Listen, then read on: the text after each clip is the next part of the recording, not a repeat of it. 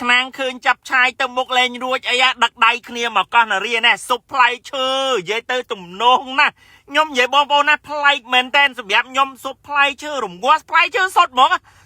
ងហើយមានទាំងស៊ុបត្រីក្រហមមានស៊ុបកង្កែបហើយនៅតំបន់កោះនារីមកហាងអ៊ីតមួនេះបានគាត់ចេះរកមុខម្ហូបមកប្លែកអាមេឃតិច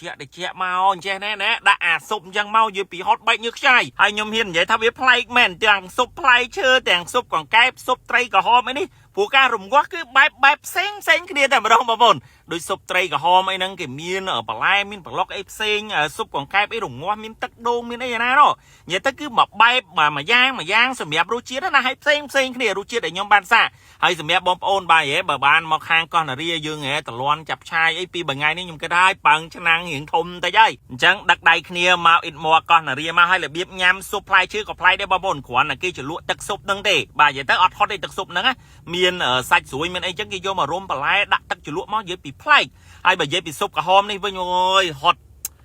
ចាប់មាត់មែនតើរបៀបជូរប៉ុន្តែរបៀបមិនជូរ